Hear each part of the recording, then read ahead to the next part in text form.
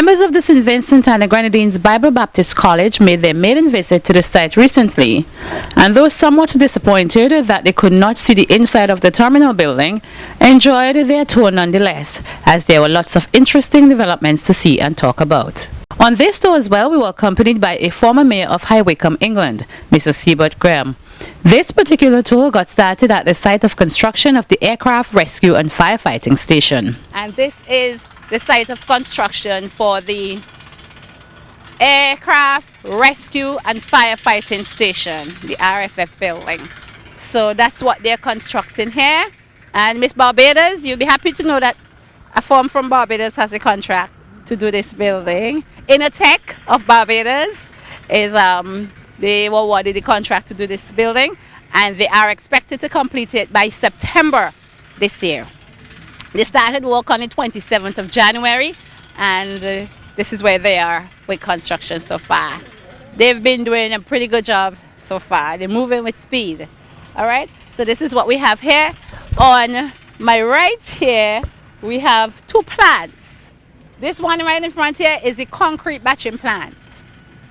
So this will be providing the concrete for the pavement works that we are doing here.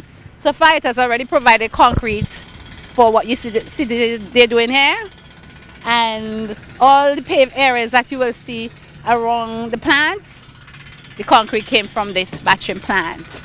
And below there, the yellow plant is the asphalt plant. So we have to do a lot of this on site because we would not be able to afford bringing in the volume that we need. So we are doing it on site. Over here, further to my right over here, where you see we're taking down the hill, that's what we call the petroglyph hill. Because if you've heard of the petroglyphs in St. Vincent that we are trying to preserve, they're on the back behind there.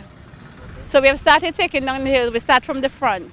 And that is a sizable amount of work. Plenty work.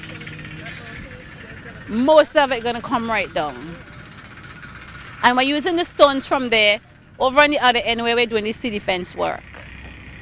So the trucks are trucking the stones from here over to where we're reclaiming the land over there.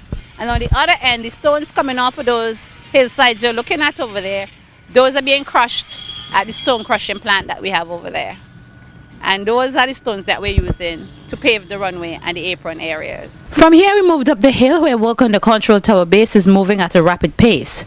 From this vantage point, they were able to take in the view of the entire site. Take a look now at where they are today, having started on January 27, 2014 with the construction of the control tower base.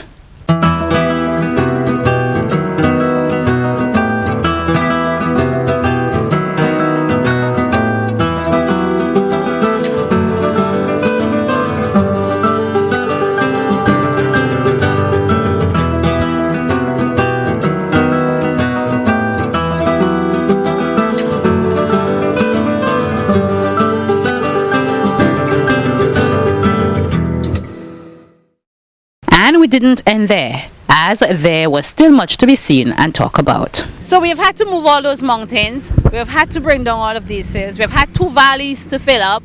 We had a church here, the Roman Catholic Church, and a cemetery that we had to move. And now we're taking land from the ocean, and we have to span the river. I mean, it's been a significant amount of work. And I know that folks would say, but the project has been delayed how many times? But if you see what we are doing, you could understand the delays. And sometimes you have a lot of things that you haven't planned for that pop up that you have to take care of. Like in some areas that we are removing mountains. When you figure it's soft material, as you go in further, you meet hard rock. You have to stop, you have to blast, you have to go again. And we've had quite a lot of those. And we have had some years where we have significant amounts of rainfall. So you just can't do anything. So we've had a lot of reasons why we've had to delay the project. But as Vincentians, we have waited this long.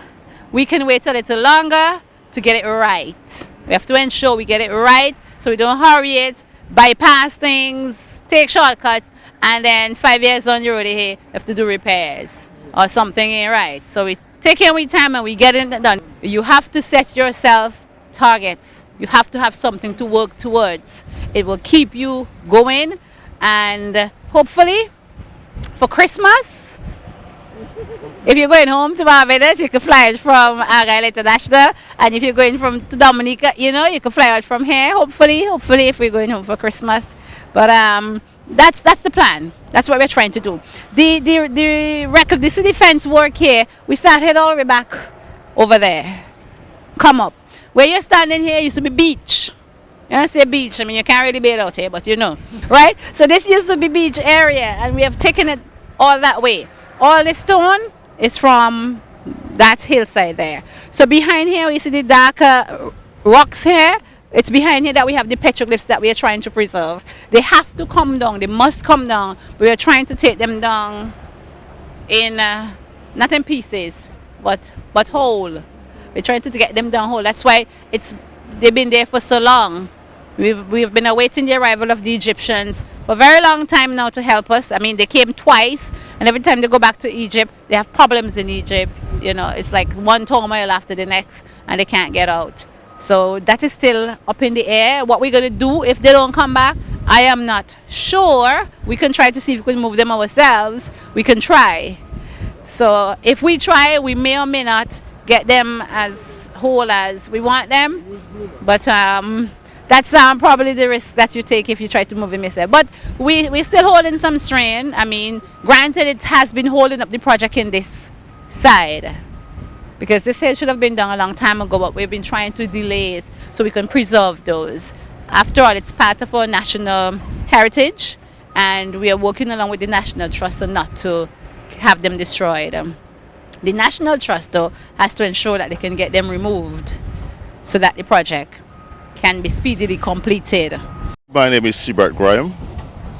I'm a local councillor living in High Wycombe, Buckinghamshire. I'm visiting St. Vincent and the Grenadines at this time. But it's a pleasure being here and have been able to see the development and see how far we reach, where we are traveling from, and how far you reach with the airport. Let me say that to build an international airport is not easy. Any airport is not easy. And for small countries like ours, building an international airport is even more difficult. The difficulty that we've got here is that, as it was said, we've moved 3 mountains to get to where we are at the moment. Here again, you see here, is it? Mm-hmm. This brought me in mind of what happened in Jamaica, where in Jamaica it's similar project, Palisados Airport, it come across the sea into land. But let me say that for Vincentians, I just want to say again that it's a great step forward, and we are almost there. The bottom line is that to build the airport is not easy. It costs money. And Vincentians are saying, some of them are saying, it's not going to happen. But those of you that are Vincentians that have seen what you've seen, you know that the airport will be completed, whether it's 2015 or 2014. You will have an international airport. That's what is important. There's no turning back. We've already seen what it is. I've seen now the line. I've seen the runway. I'm happy about it. Where I am at the moment, it's more difficult because we can't see a lot. But we've seen a lot from the other side. And as soon as this is completed, this is technical engineering bit. When this is completed, all of us, Vincentians and non-Vincentians, are going to be happy, are going to be pleased. It takes a lot of money to build international airport, and you got to say to your countrymen and women to stop speaking negatively about the airport and come up and say yes. You too can get a close-up account of the construction of the Argyle International Airport. Call us at 458-0333. However, please note that these tours will not include a tour of the terminal building, as we are no longer conducting tours of that building. You can also visit us at www.svgiadc.com or find us on Facebook at Friends of the Argyle International Airport or on Twitter at Argyle International. We'll see you next time.